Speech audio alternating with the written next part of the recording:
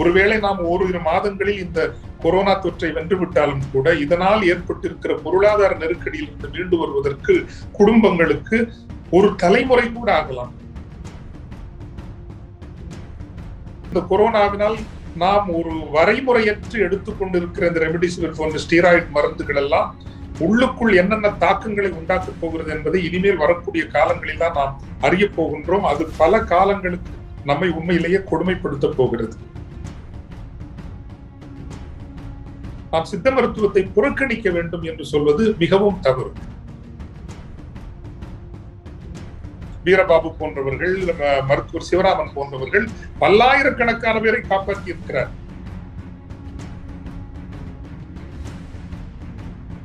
சித்த மருத்துவ முறைகளுக்கு எதிராக சொல்லுகிறவர்கள் அடிப்படையில் அவர்கள் நாம் ஒரு உயிர் பாதுகாப்பு முயற்சிகளுக்கு எதிரானவர்கள் என்றுதான் கருத வேண்டும்.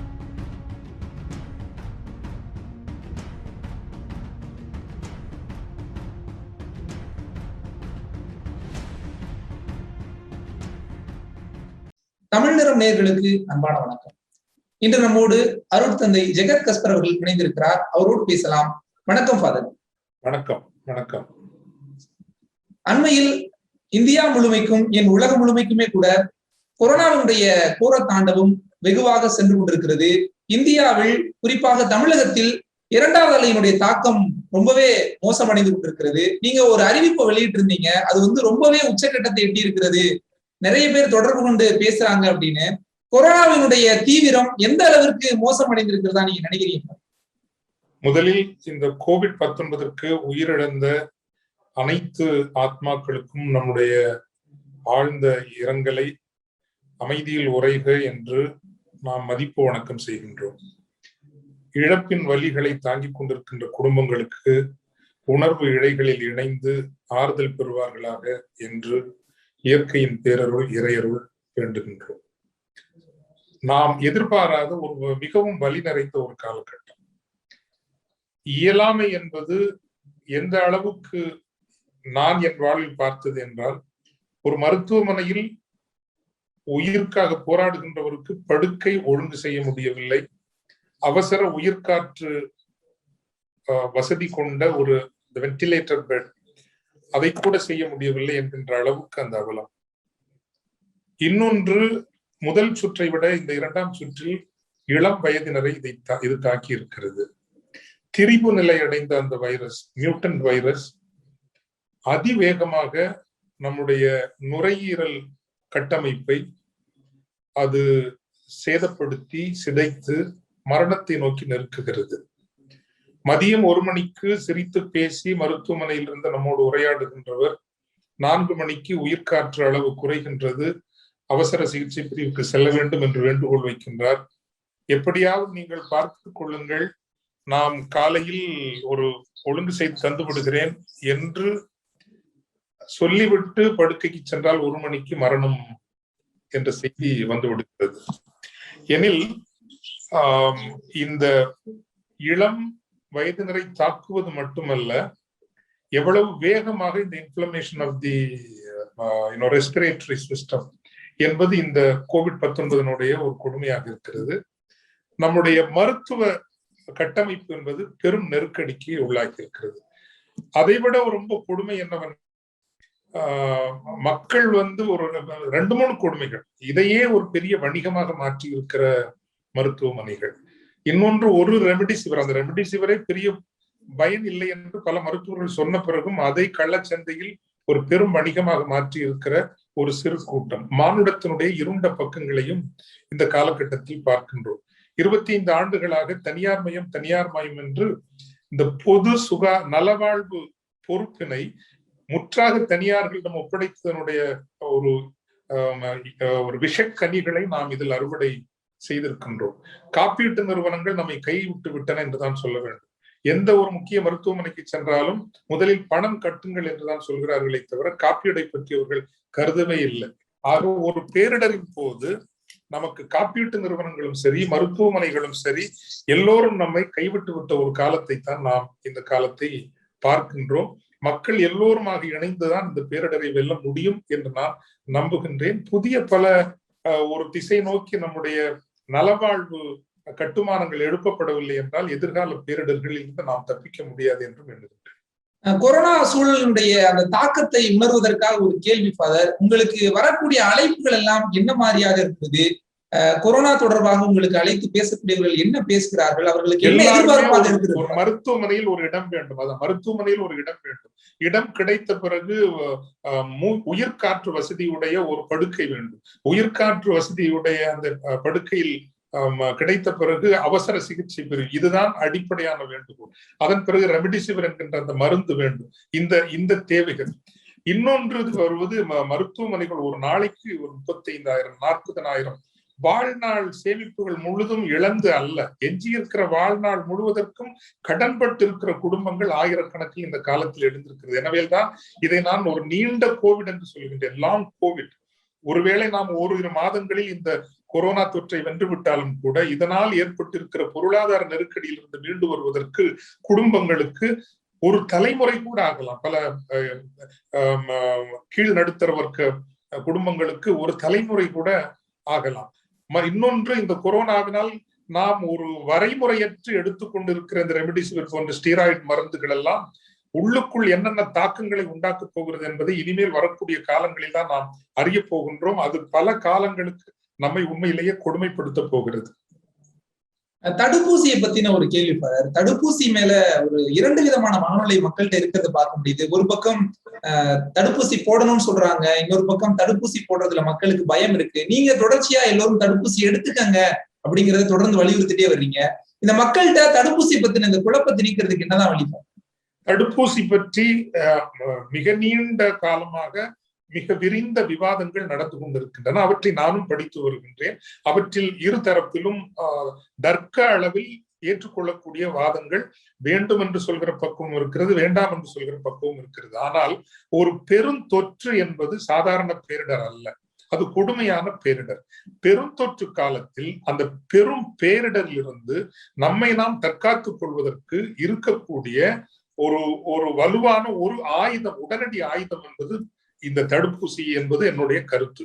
எனவே எல்லோரும் தடுப்பூசி இட்டுக் கொள்ளுங்கள். ஆனால் உங்களுக்கு சிலருக்கு அலர்ஜி இருக்கும், சிலருக்கு ஆஸ்மேட்டிக்கா இருப்பாங்க, சிலருக்கு இதயத்தில் ஒரு தீவிர பிரச்சனை இருக்கும். அவர்கள் மருத்துவ ஆலோசனையோடு எடுத்துக்கொள்வது நல்லது.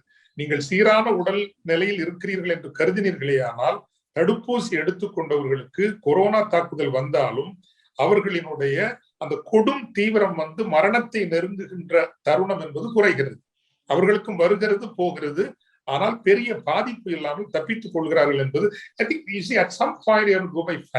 எது உங்களுக்கு உண்மையாக இருக்கிறதோ, தரவுகள் என்ன இருக்கின்றனோ அதனுடைய அடிப்படையில் தான் நாம் செல்ல வேண்டும். தரவுகளினுடைய அடிப்படையில் நீண்ட கால பாதிப்புகள் என்ன என்பதை பற்றி அடுத்த 6 மாதங்களுக்கு பிறகு இந்த பெருந்தொற்று பரவலை கட்டுக்குள் கொண்டு வந்த பிறகு நாம் பேசிக் கொள்ளலாம் என்பது என்னுடைய தனிப்பட்ட நிலைப்பாடு.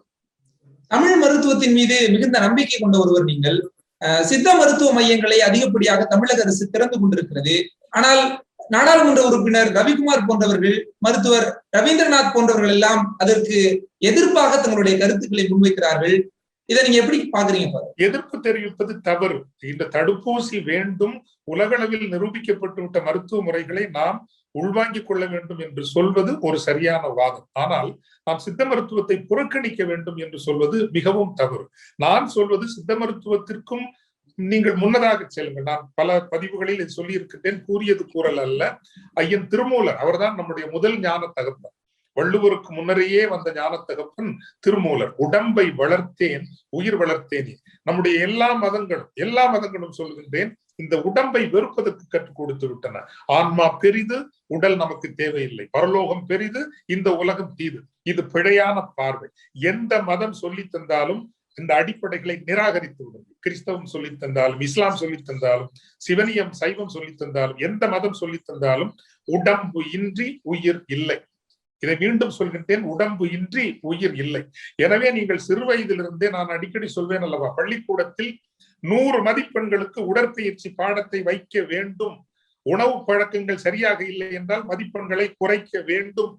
ஒழுக்கம், நல்லொழுக்கம் என்பது ஆரம். நல்லொழுக்கம் என்றால் வெறும் சில பழக்க வழக்கங்கள் அல்ல. அறம் என்பது ஒரு 100 மதிப்பெண்ணாக கற்றுத்தரப்பட வேண்டும். COVID-19 மனிதன் வாழ்க்கையை பற்றி கற்றுக்கொள்ள, அறம் பற்றி புரிந்து கொள்ள, இந்த உடலை புரிந்து கொள்ள, அதனுடைய முக்கியத்துவத்தை மேன்மையை அறிந்து கொள்ள ஒரு சித்த மருத்துவத்தினுடைய அடிப்படையே ஐயன் திருமூலர் தான். உடம்பை வளர்த்தேன் உயிர் வளர்த்தேன். அந்த வகையில் பல வீரபாபு போன்றவர்கள், மருத்துவர் சிவராமன் போன்றவர்கள் பல்லாயிரக்கணக்கான பேரை காப்பாற்றி இருக்கிறார். நம்முடைய தற்காப்பு, அந்த நோய் எதிர்ப்பாற்றலை வளர்ப்பதற்கு அவர்களினுடைய பங்களிப்பு மிக பெரிது. இன்றும் கூட மருத்துவர் சிவராமன் அவர்களினுடைய ஒரு ஒரு ஒரு பரிந்துரையை நாங்கள் மக்கள் மயப்படுத்தத்தான் போகின்றோம். கபசுர குடிநீர், நிலவேம்பு, இன்னும் ஆடாதொடை, சீந்தல் உள்ளிட்ட பல மருந்துகளை உள்ளடக்கிய ஃபைட்டோஃப்ளூ என்கின்ற ஒரு கேப்சூல், அதிமதுரம் சார்ந்த ஒரு கேப்சூல், இவற்றையெல்லாம் எடுத்தால் இப்ப இந்த திரிபு வைரஸ் ஆனது, அந்த மியூட்டன்ட் வைரஸ் ஆனது மிக அதிவிரைவில் it causes inflammation in the respiratory system. அதிவேகமாக நம்முடைய நுரையீரல் பகுதிக்குள் பெரும் தாக்கத்தை ஏற்படுத்துகின்றது. ஆக நுரையீரல் பகுதியை நாம் வலுவாக வைத்திருக்க வேண்டும் என்றால், வலுவாக்குவதற்கு நோய் வந்தால் குணப்படுத்துமா என்றால் குணப்படுத்தாது. ஆனால் ஏர்லி சிம்டம் வந்தது என்றால், ஒரு முதலிலேயே தொடக்க நிலையிலேயே இவற்றை எடுத்துக்கொண்டீர்கள் என்றால் நீங்கள் மரணத்தில் இருந்து தப்பிப்பதற்கான வாய்ப்புகள் அதிகமாக இருக்கிறது. எனவே இவற்றை பரவலாக்க வேண்டுமே தவிர சித்த மருத்துவ முறைகளுக்கு எதிராக சொல்லுகிறவர்கள் அடிப்படையில் அவர்கள் நாம் ஒரு உயிர் பாதுகாப்பு முயற்சிகளுக்கு எதிரானவர்கள் என்றுதான் கருத வேண்டும். நான் என்னை பொறுத்தவரையில் be open to facts and what ever is proven. Allopathy, மேற்கத்திய மருத்துவம் நல்ல பல ஒரு உறுதி செய்யப்பட்ட ஒரு மருத்துவ முறை தந்திருக்கிறது என்றால், மேற்கிலிருந்து வந்திருக்கிறது என்பதற்காகவே அதை நிராகரிக்க வேண்டும் என்று அல்ல, அதை ஏற்றுக்கொள்வோம். அதே போல நம்மிடம் இருக்கக்கூடிய நிரூபிக்கப்பட்ட பல மருத்துவ முறைகளை அவை நல்லவை என்றால் அவற்றை ஏற்றுக்கொள்வதுதானே சரியாக இருக்கும், இல்லையா? மருத்துவர் கு. சிவராமன் போன்றவர்கள் ஒருங்கிணைந்த மருத்துவம் என்கிற ஒரு திட்டத்தை முன்வைக்கிறாங்க. நம்ம எல்லா மருத்துவத்தையும் ஒருங்கிணைந்து இந்த கொரோனாவை எதிர்கொள்ளணும்னு சொல்றாங்க. அதை எப்படி பாக்குறீங்க? ஒருங்கிணைந்து ரெண்டாம் போட்டு மிக்ஸ் பண்றது இல்ல, அப்படி தப்பா புரிஞ்சுக்கிட்டாங்க. மத்திய அரசு செய்த பிழை. ரெண்டையும் மிக்ஸ் பண்றதே கிடையாது. இப்போதைக்கு நமக்கு என்ன அப்படின்னா, நமக்கு இருக்கிற ஒரு பெரிய சங்கடம் என்னன்னா, சித்த மருத்துவத்தில் இன்னைக்கு கூட மத்திய அரசு ஆயுர்வேதத்துக்கு கொடுக்கக்கூடிய முக்கியத்துவத்தை சித்த மருத்துவத்துக்கு தரல. நம்மவங்களுக்கு ஒரு ஃபண்ட் அலாட் பண்ணாலும் ஆய்வு ரீதியாக ஒன்றை உறுதி செய்வதை மீண்டும் மீண்டும் பரிசோதித்து அவற்றை ஒரு உலக அளவிலான அறிவாக மாற்றுவது என்ற முயற்சியில நம்ம போகல. ஒரு விஷயம் என்னன்னா, நீங்க ஒரு மருந்துங்கிறது என்ன, it begins with the molecule and it ends with the medicine, இல்லையா? இதுதான் மருந்தினுடைய தெரிஞ்சவங்களுக்கு தெரியும். ஒரு மாலிக்யூல்ல இருந்து அது மெடிசனா மாற்றும். ஆனால் மேற்கத்திய ஒரு மருத்துவ முறை என்ன செய்கின்றது, அந்த மாலிக்யூல் எப்படி ஒரு மருந்தாக மாறுகிறது என்று ஒவ்வொரு கட்டத்தையும் அது வரையறுக்கிறது. அது எலிக்கு கொடுத்தா, முயலுக்கு கொடுத்தா, இது கொடுத்தா என்னென்ன எதிர்விளைவுகள் வருகிறது, என்னென்ன நல்விளைவுகள் வருகிறது அப்படிங்கறதெல்லாம் பரிசோதித்து பார்த்து அவங்க முடிவு பண்றாங்க. சித்த மருத்துவத்துல அப்படி பண்ண முடியாதுதான் நிச்சயமாக எல்லாம். ஏன்னா நம்ம இட்ஸ் இன்டியூட்டிவ். ஒவ்வொரு உடம்புக்கும் ஏற்றபடி சில விஷயங்கள் மாறும். அதே மாதிரி இந்த இன்டியூட்டிவ்னு சொல்ற நேரம், நான் சின்ன வயசுல இருக்கிற நேரம் ஒரு தாத்தா மருந்து காய்ப்பாரு. மருந்து காய்க்கிற நேரம் வெள்ளந்தியா நான் கேட்டிருக்கிறேன், மருந்து பக்குவமாயிட்டுங்கிறது எப்படி தாத்தா தெரியும் அப்படின்னா, ஒரு பச்சை வண்டு வரும் பாரு, பச்சை ஈ வரும். பச்சை ஈ வந்துருச்சுன்னா மருந்து தயாராயிடுச்சு. அப்போ அது நீங்க சிறு வெப்பத்தில் அந்த மருந்தை காய்ச்சுகின்ற போது அதில் எழுகின்ற ஒரு குறிப்பிட்ட வாசனை ஏதோ ஒரு அந்த பச்சை ஈயை ஈர்த்து வருகிறது. அந்த பச்சை ஈ வந்து விட்டது என்றால் மருந்து பக்குவமாகி விட்டது என்று பொருள்.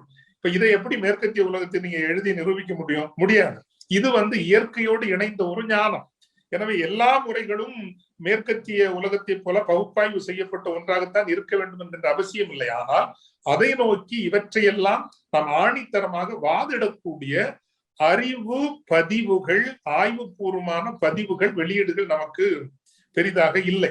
எனவே அதற்காக இந்த இதை மிக்ஸ் பண்ணுங்கல்ல. என்ன கேட்டா இப்ப என்ன சொல்லுவேன்னா, தற்காப்பு மருத்துவதற்கு சித்த மருத்துவம் போல் வேறொன்று இல்லை.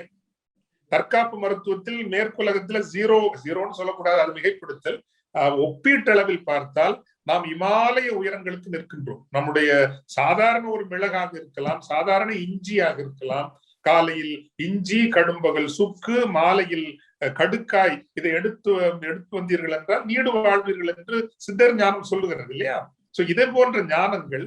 நான் சொல்றது நோய் வராம, இப்ப நான் இன்னைக்கு கொரோனா யாரையும் விட்டு வைக்க போறதே கிடையாது. நான் தடுப்பூசி போட்டேன், 1 போட்டேன், 2வதுக்காக நான் காத்திருக்கிறேன். ஆனால் என்னுடைய சிறு வயதிலிருந்து உடற்பயிற்சி என்பதை நான் சீராக பேணி வருவதாலும், மூச்சு பயிற்சி என்பதை செய்வதாலும், அது எதுக்காக செய்யறேன்னா, மீண்டும் சொல்றேன், வாழ வேண்டும் என்கின்ற பேராசையினால் அல்ல. நான் வாழ்கின்ற வரை வேறு எவருக்கும் நான் ஒரு துன்பம் தரக்கூடாது, அவர்களுக்கு ஒரு தொந்தரவாக இருக்கக்கூடாது, என்னை ஆளாக்கி வளர்த்த நிறுவனத்திற்கு நான் நிதி சுமையை நோய்களின் மூலமாக கொண்டு வந்து தந்துவிடக் கூடாது என்கின்ற ஒரு அன்பு. அதுதான் இதை என்னை பற்றி சொல்ல தயவு செய்து அப்படி நினைக்காதீங்க, நான் என்னை பத்தி சொல்றேன்னு. அன்புங்கிறது சும்மா லவ் யூன்னு சொல்றது இல்ல. மற்றவங்களுக்கு எந்த சங்கடமும் வராம, துன்பங்களும் வராம நம்ம வாழ்க்கையை நம்ம அமைச்சுக்கிட்டதே ஒரு பேரன்புதான் என்று நான் நம்புகின்றேன். சோ அதனால அந்த அந்த தற்காப்பு மருத்துவம் என்பதற்கு சித்த மருத்துவம் போல வேறொன்றும் இல்லை. நான் சித்த மருத்துவத்தினுடைய குரலை கேட்டுத்தான் ஆக வேண்டும். ஆவி பிடிக்கிறது அப்படிங்கிறது இப்போ ஒரு பெரிய உரையாடலை கிளப்பி இருக்கிறது.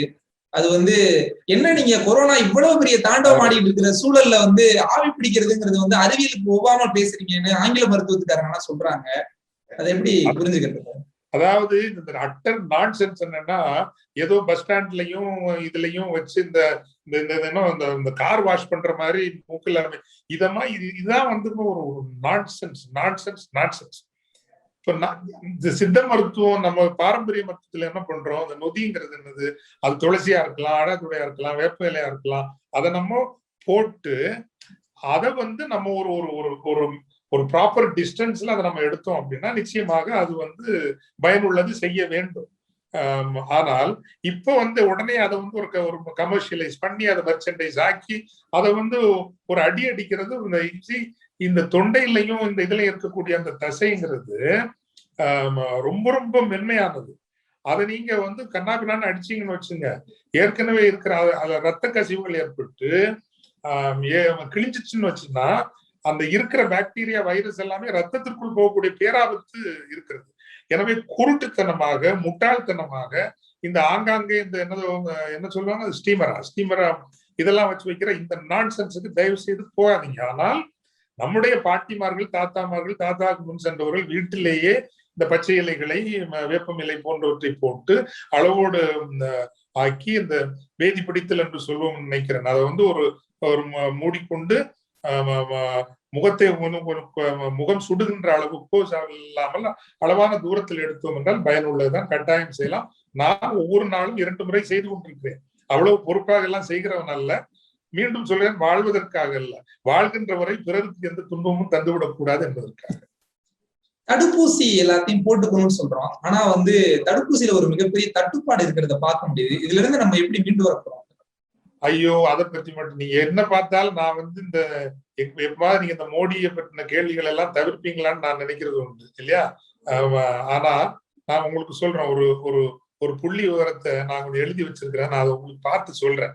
அதாவது மார்ச் மாசம் 2020 இந்த கொரோனா வருது இல்லைங்களா, சீனா பயோன்டெக்ங்கிற நிறுவனத்துல $135 மில்லியன் வேக்சின் ரிசர்ச்சுக்காக அது முதலீடு செய்கிறது.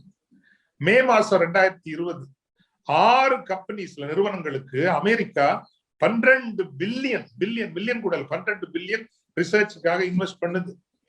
ஐரோப்பிய ஒன்றியம் அதே மாசத்துல $210 மில்லியன் அஸ்ட்ராசெனக்காவிலையும் ஆக்ஸ்போர்ட்லயும் முதலீடு செய்து ஆய்வுக்காக, இந்த ஆய்வுல வேக்சினை உருவாக்குறதுக்காக, ஆய்வு பண்ணி வேக்சினை உருவாக்குறதுக்காக. அதே மே மாசம் சீனா மீண்டும் ஒரு 4 கம்பெனில $562 மில்லியன் முதலீடு செய்து. இந்தியா என்ன பண்ணிச்சுது? இங்க இருக்கிற ஒரு பேரரசர் என்ன சொன்னாரு, எல்லாம் மணி அடிங்கன்னு சொன்னாரு இல்லையா? மணி அடி. ஒரு முதலீடு நடக்கல, அவங்க எல்லாம் பண்ணிட்டு இருந்தாங்க. செப்டம்பர் 2020 கோவேக்சின் நம்ம ஊர் நிறுவனம் சொல்லுது, நாங்க எங்களால ஒரு வேக்சின் தயாரிக்க முடியும். அப்பவாது இந்திய அரசாங்கம் ஏதாவது முதலீடு செய்தாங்களா? செய்யல. நவம்பர் 2020 சீனாவுடைய சிரோவாக், சினோஃபார்ம், ஸ்புட்னிக், ஃபைசர் எல்லாருமே ரெடி ஆயிட்டாங்க. இந்தியா ஒரு ஆர்டர் கூட சொல்லல. இந்தியா என்ன பண்ணிச்சுது? அப்பதான் இந்த விவசாய சட்டங்களை கொண்டு எடுத்து என்ன வந்தாலும் அடிப்பணிய மாட்டோம். ஒரு இவ்வளவு விவசாய மக்கள் உலகம் எல்லாம் இந்த கொரோனா தொற்றை தடுப்பதற்கான ஒழுங்குகளை செய்து கொண்டிருந்த பொழுது நம்ம செய்தது, இங்க விவசாய ஒரு அதானி அம்பானிகளுக்கு பணிந்து விவசாய சட்டங்களை நிறைவேற்றி லட்சக்கணக்கான விவசாய மக்களை வீதிக்கு கொண்டு வந்து நிறுத்தியது மட்டுமல்ல, அவர்களினுடைய கோரிக்கைகளை ஏற்கவே மாட்டோம் என்று வைராக்கியம் பிடித்துக் கொண்டிருந்தோம். ஜனவரி 2021 உலகம் கொரோனா தொற்றை தடுப்பதற்காக தடுப்பூசி இயக்கத்தை தொடங்கியது. அமெரிக்கா தொடங்குச்சு. அமெரிக்கால இன்னைக்கு 60% மக்கள் வேக்சினேட்டர். இன்னும் ஒரு 2-3 மாசத்துல ஐரோப்பால 50% வேக்சினேட்டர். சைனால 40% vaccinated. They are in control. நம்ம என்ன நடக்குது பார்த்தீங்களா? இது போதா குறைக்கு ஒரு வெட்டி பந்த வீரப்பேச்சு. அதனாலதான் இன்னைக்கு உலகத்துக்கு யாரையும் பிடிக்கல நம்மள. இதே 2021 ஜனவரியில வேர்ல்ட் எக்கனாமிக் போரத்துல போய் நின்று சொன்னாரு, we have helped humanity to survive. நம்ம கொரோனாவை வென்று என்ன பண்ணாங்க? இவங்க என்ன நினைச்சிட்டு இருக்கிறாங்க? அஸ்ட்ராசெனக்கா இது நம்ம சேரம் இன்ஸ்டிடியூட் பண்றதெல்லாம் நம்ம பண்றது இல்ல, நம்ம முதலீடு பண்ணல, வெளிநாட்டுக்காரங்க முதலீட்டு பண்ணி 100 கோடிக்கு ஆர்டர் பண்ணி அந்த 100 கோடியில 10 கோடி உங்க நாட்டுக்கு எடுக்கலாம்னு அப்பவே அவங்க சேரம் இன்ஸ்டிடியூட் கொடுத்தது. நம்ம ஒரு பைசா இன்னைக்கும் இன்வெஸ்ட் பண்ணல. அந்த இவங்க எல்லாம் வேக்சினேஷனை பாதி முடிக்கிற நேரம் நம்ம பேரரசருங்க என்ன பண்ணிட்டு இருந்தார் பேரரசர்? அவருக்கு ஆட்சிகளை கவிழ்ப்பது, ஆட்சிகளை உருவாக்குவது, மேற்கு வங்கத்தில் பாவம் அந்த அம்மாவை அப்படி படாத பாடாப்படுத்தி பெரும் கூட்டம் பாருங்கள், எனக்கு முன்னால் வரக்கூடிய கூட்டங்களை பாருங்கள் என்று வீரவசனம் பேசிக் கொண்டிருந்தார். இன்று அம்மனமாக இருக்கின்றார் அந்த பேரரசர். நான் சொல்லல, உலக ஊடகங்கள், நியூயார்க் டைம்ஸ் எழுதுது, லெமாண்ட் பிரான்ஸ் எழுதுது, ஆஸ்திரேலியன் டைம்ஸ் எழுதுது, கார்டியன் யூகே எழுதுது, தி நேக்கட் எம்பரர் எழுதுது. வெக்கமா இல்ல நமக்கு? The naked emperor. நினைச்சு பாருங்க தம்பி, டொனால்ட் ட்ரம்ப்பை எவ்வளவு வேணாலும் நம்ம விமர்சிக்கலாம். அவரை விமர்சிக்கிறதுக்கு 1000 விஷயம் இருக்கு. அவர் ஈவன் கொரோனாவை அவர் கையாண்ட விதம் கூட அவர் எடுத்த முயற்சிகளால் தான் இன்னைக்கு இவ்வளவு வேக்சின் எல்லாம் வந்திருக்குது. பட் என்னதான் அவரை விமர்சிச்சாலும் அந்த தொற்றின் காலத்தில் ஒவ்வொரு நாளும் அவருடைய நலவாழ்வு சார்ந்த ஆலோசகர் அந்த ஆண்டனி ஃபவுச்சியோடு சேர்ந்து 1 மணி நேரம் அவர் ஊடகங்களை சந்தித்துக் கொண்டிருந்தார். அரசு என்ன நடவடிக்கை எடுக்கிறது, அடுத்த கட்டம் எப்படி, ஒவ்வொரு நாளும் அவர் ஊடகங்களை சந்தித்துக் கொண்டிருந்தார். 7 ஆண்டுகள் ஆயிற்று. இந்த பேரரசர் ஒரு நாளாவது ஊடகத்தை சந்தித்தாரா, உரையாடினாரா? 7 ஆண்டுகள். இவர் வானகத்திலிருந்து இறங்கி வந்த பேரரசர். இது ஸ்பெஷலா எங்க இருந்தோ அத்தனை கிரகங்களும் சேர்ந்து செய்து கொண்டு இந்தியாவை விஸ்வகுரு, உலகத்துக்கு விஸ்வகுரு. இன்னைக்கு புனித கங்கையில் பிணங்கள் மிதக்கின்றன. தீபம் ஏற்று சொன்னவர் ஒரேடியாக ஒரு நாடு முழுவதும் எரிகிறது இல்லையா? ஒரு பண முடக்கம் என்று கொண்டு ஏடிஎம் மெஷினுக்கு முன்னாடி, வங்கிகளுக்கு முன்னாடி அணிவகுத்து நிற்க வைத்தவர் இன்று பிணங்களை வீதிகளில் அணிவகுக்க வைத்திருக்கிறார். பேரரசரை காணவில்லை, எங்கு போனார் என்று காணவில்லை. இப்போதும் கூட மக்களிடம் நேராக ஊடகங்களிடம் என்ன நடவடிக்கை எடுக்கப்படுகிறது? ஒரு ஆக்சிஜனை கூட தயார்படுத்தாத, படுக்கைகளை கூட தயார்படுத்தாத ஒரு நாடு, ஒரு நாடா இது? வல்லரசாம், பேரரசாம், நாம் உலகத்தை ஆள போகிறோம். வெட்கமா இல்ல நமக்கெல்லாம்? மன்னிக்கணும். நிறைய கேள்விகளுக்கு விரிவான பதிலளித்தமைக்கு மிக்க நன்றி. நன்றி.